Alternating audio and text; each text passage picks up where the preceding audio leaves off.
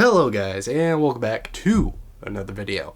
Today I'm going to be talking about seasonal anime, doing it different from how I usually do it. Usually I'm in front of my laptop, going through the entire list, but I don't want to do that because everything is boring. Seasonals are terrible. Okay, no, I'm not going to betray the seasonals.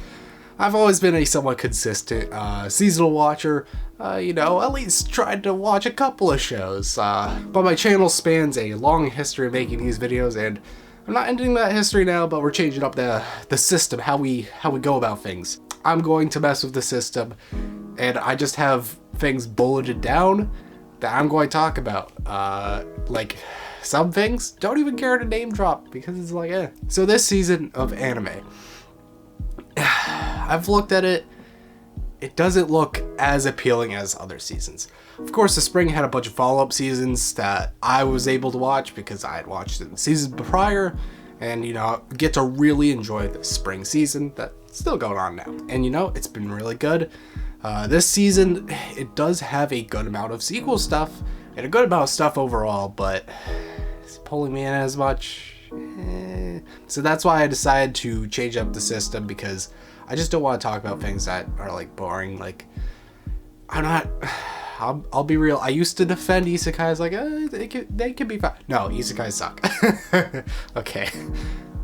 I'll pump the brakes a little bit there, but a lot of the ones that I looked at, I just don't want to talk about. Like, I'm not trying to sit there for 10 years being like, yep, this is going to be shit. I'm not going to watch it.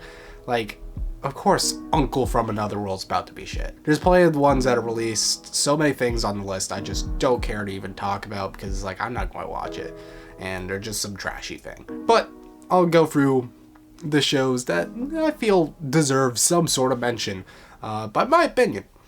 So, going through second seasons, I did drop some of this from the list, but a good sum of what is coming out. We have Devil's Part-Timer Season 2, Rent-A-Girlfriend Season 2, Overlord Season 4, Classroom Elite Season 2, Made in Abyss Season 2, Is It Wrong to Pick Up Girls Out of Dungeon Season 4, Shadow's House Season 2, Kakiguri Twins, which is kind of a sequel-ish, whatever, Love Life Season 2, and Dropkick on My Devil Season something.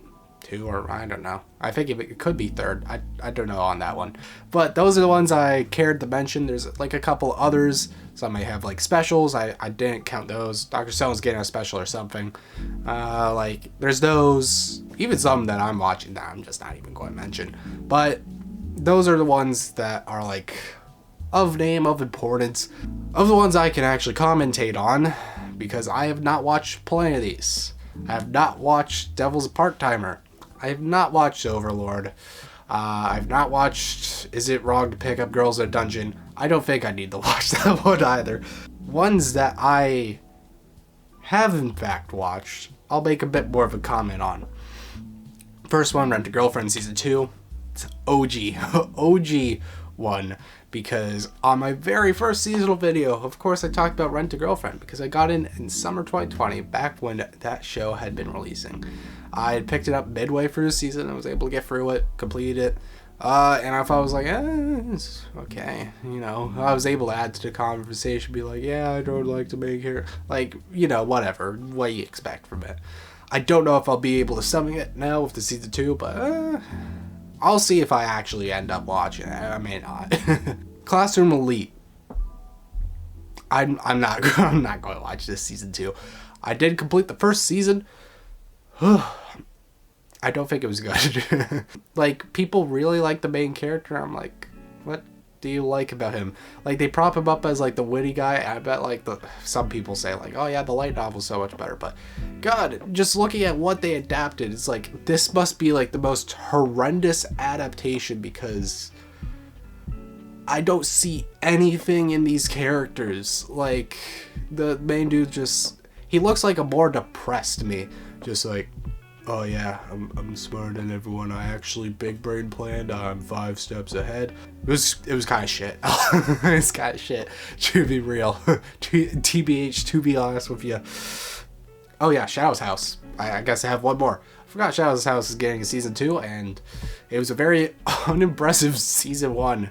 where it's like, oh, cool, there's this mystery, and I just did not fucking care about the mystery the entire time. There was really nothing going on. Like, I don't think I'm going to watch this season 2 for it. I don't know, if put a gun to my head, sure, I'll do it. Fuck it. It ain't the worst thing in the world. But you can blow my brains out for Class or Elite. I'm sorry, that show was shit. And the one good one that I did mention when I was talking about it, and I'm very excited for this one. This is going to be the one that I'm just like, yeah, let's go, because I know it's good. I know it's good already. Love Live Season 2, I was talking about. And by Love Live, I mean Love Live Superstar. The one thing, there's going to be a change that they get 4 new characters coming into this one. Which is interesting because I really praise this one for having a shorter character cast that helped to develop more of them individually, since there was just more time per character. I thought it was like one of the best, and I think a lot of people think is a very solid one. And yeah, I rewatched it recently. Loved it again. I was like, man, this is a great one. That's about it for things that are following up. On to the things that are now currently going to start up, be new things. And the first one is Call of the Night. This is, of course, like one of the like popular ones. Always there's that one that kind of like sticks up and top, and is going to be the one that probably gets the most notoriety. My bets is just highly, Call of the Night's just going to kind of take the Spy X Family role from this last season. It won't perform as well as Spy X Family. Let's be real. Spy X Family is beyond what anyone could have expected. I wouldn't expected it to get a 9. Like, I was like, yeah, this is going to easily just like have a 8.6 for the entire run. It has a fucking 9. I'm like, what the hell? Damn, people really love it. Call of the Night, who knows? I may love this material more. I think innately this one will be a bit more polarizing than Spy X Family is, because let's be honest, that's one of the more indicating factors. What polarizes people more is what stops it from being the highest rated. And of course, season amounts, but whatever. Call of the Night will probably become the most popular. Stick around that above 8 range. I would go like, let's say 8.4 consistently.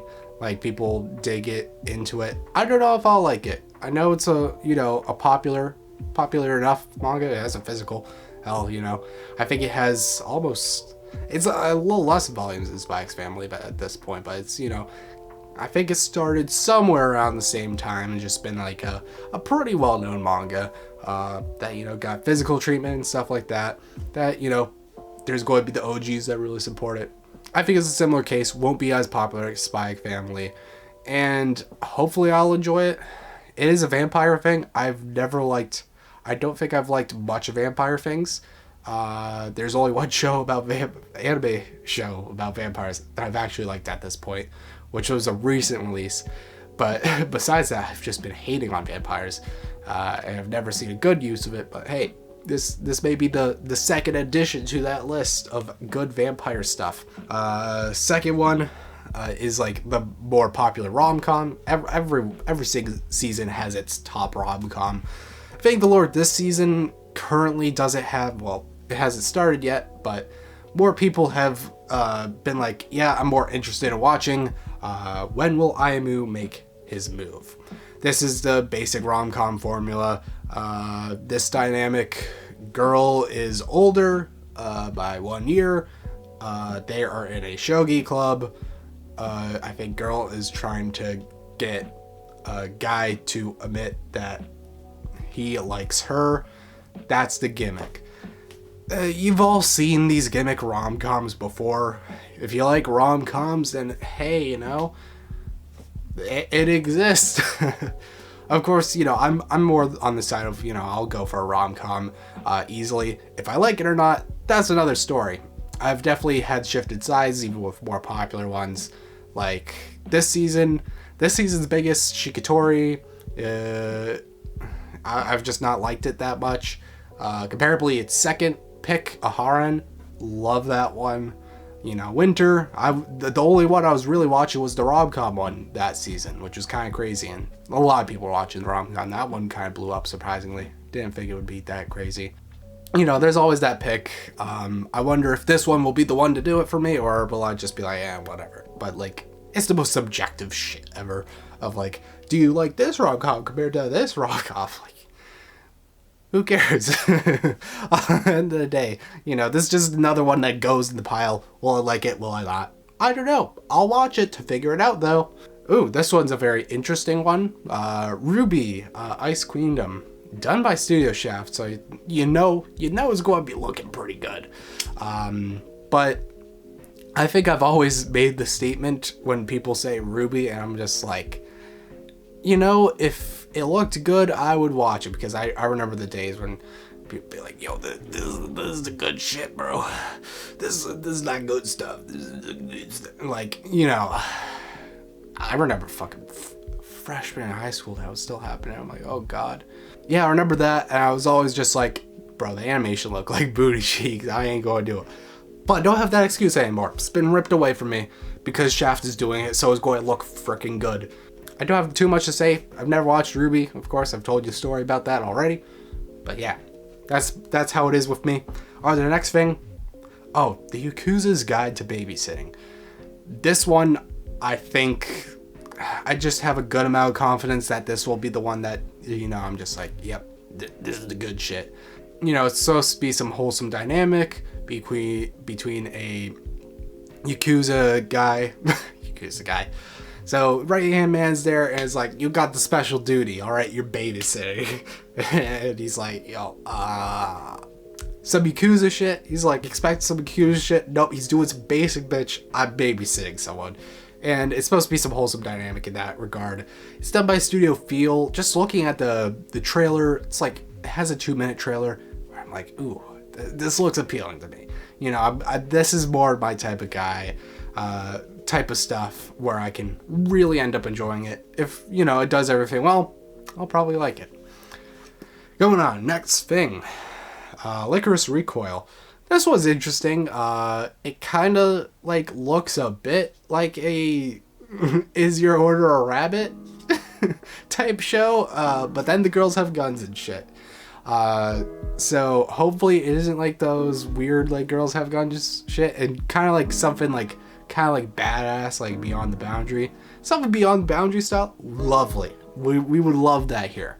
Hopefully this is the type of feel we're going to get with this one, where it's like, oh yeah, they kind of like made it feel like Beyond the Boundary, mix it with like a bit of the slice of life of, you know, Is Your Order a Rabbit, and call it a day. I would be very much entertained by that. There hasn't been much with the trailer wise. I've just seen, like, I think character trailers where it's like, oh yeah, look, they're doing cute stuff. Oh, they have a Glock. I'm just like, oh, okay, that poster for it, the new, like, promotional art for that shit was looking dope. I'm like, damn, that promotional art goes hard, you know, making me excited for it. So, you know, I'm going to give it a try. Hopefully it's good. Next one. Oh, this one also kind of like in a similar boat. Prima Doll. Now this one is a story from Key. You know, they do some cool shit. They do some cool shit out here. You know, there's probably one that you like. Maybe it's, you know, basic bitch like Clanad. You liked Clanad or something, right? You know, that's a basic one. I really like Planetarian, you know. It's easy to find something you like from them. And who knows, this may be the next one for you. This one also looks kind of like they're trying to rip off a bit of Is Your Order a Rabbit. But these girls are robots, and these robots go to war. Violet Evergarden, everybody, I guess. Now they're like, okay, so first we're going to mix Is Your Order a Rabbit with Beyond the Boundary. Next we're going to mix Is Your Order a Rabbit with Violet Evergarden. I don't know why this season they are like, alright, we're going to try to get the Is Your Order a Rabbit vibe, but then put some like huge twist, like we're fusing some show together. But that was just a feel this season, apparently. And that's the stuff that appeals to me, because I'm not going to watch Uncle from Another World. I'm sorry. I have better things to do. I'd rather watch cute robot girls go to war or some shit. Hey, what can I say? It's done by Bilberry Studio, the one that did Quintuplet Season 2. They have some very thin like line work. The lines on their characters are very thin. It's very nice aesthetic that I kind of like, kind of go for. Appreciate it. Promotional art, we got promotional stuff. We got some pretty cool looking stuff already, so I'm excited for this one. Hopefully it's pretty good. Next, Phantom of the Idol.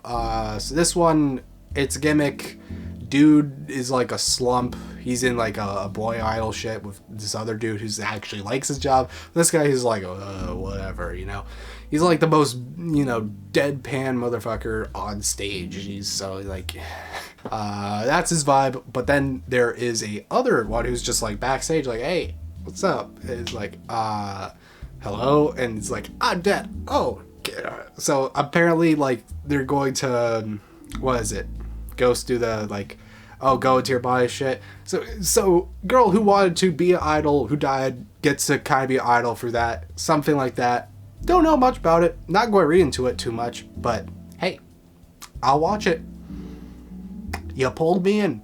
Next, Teppen with like a bunch of exclamation marks in the name. This is supposed to be some like cute girls doing cute things. Where it's comedy. Like, I think I was first thinking like stand up, but I don't think it specifies what type of comedy. Some type of comedy, right? They're going to be doing comedy, all right? This is what's comedy in a comedy show. I know, genius. They're like, how do we make a nice cute girls doing cute things, good comedy? It's like, what about their cute thing being the comedy? They're like, genius. You know, that's the entire show. We'll see what it's like when we get into it. I'll watch it, right? A few other things. Shine Post, this is an idol thing. You know, nobody pays attention to idol shit. Has the same director as done my favorite show, Umusume Predator. I know, this just sounds rinse and repeat for things that I've said in the past. But hey, idol show, it has like it's done by Studio Kai, but it has a similar look to Studio Feel. It's probably, you know, the director who has worked at Studio Feel for a long time, because he did My Teen Romantic Comedy Snafu. Kind of take that style in. You know, we're getting some of that type of look. It looks very clean. It looks very good. From the trailers, the motion with the characters have been very well done. We'll see how good everything about it is when it actually airs. Synopsis didn't say too much about its gimmick. Who knows? Whatever it is, hopefully it's good. Other things. There's going to be a special episode of what is it? Gundam something Mercury. So it's like one that you could get into, and you know what? I'm going to make this one my try to get into Gundam. Before you Gundam fans say, oh, you should actually start by watching like Iron Blooded Orphan. Shut up. I don't care. I don't care. Now, Gundam fans, a little bit rude. I'll give you the free pass if I ever say anything about Love Live, like where you should start with that one. You can tell me to shut up as well, alright? Fair is fair. Fair is fair, my guy, alright? But I don't want to hear it. I've decided I'm pretty set in my ways, where I'm like, I'm just going to do this. That's how it's going to happen. So you're not changing my mind. I'm not going to watch some other Gundam to get into it. So the first prologue, like, it's a special prologue special before its actual airing show will be in the next season fall. And lastly, this was a very interesting one. I think it got a little bit more notice. It took a bit, but it got some more notice. Doomsday with My Dog. Now, I saw the promotional material for this one, and I'm just like, this looks interesting. And the synopsis was very simple. It's a post-apocalyptic world, and this girl kind of goes vlogging with her Shiba Inu. And I'm like, hell yeah. That's just a cool concept. I just love the vibe of the poster. I'm interested in it. That easily pulled me in with just its poster alone. It just has that sort of vibe. It's an interesting concept. Interesting concept of just like talking about. There's so much you could actually do with that. It's a good setting. It's just like, oh yeah, a person who's alone and gets to talk about it and has the company of a pet. But that is it for this video. I've talked about all the ones that I've needed to talk about. There's like a bunch of isekais, garbage rom-coms, you know, whatever. There's a bunch happening this season. So I do suggest you to look through the list yourself and see if anything seems appealing to you. At this point, at the time of this video releasing, there'll probably be a good amount of trailers for the things that are coming out. But thank you guys so much for watching. Hope you liked and enjoyed, and I'll see you guys in the next video. Goodbye.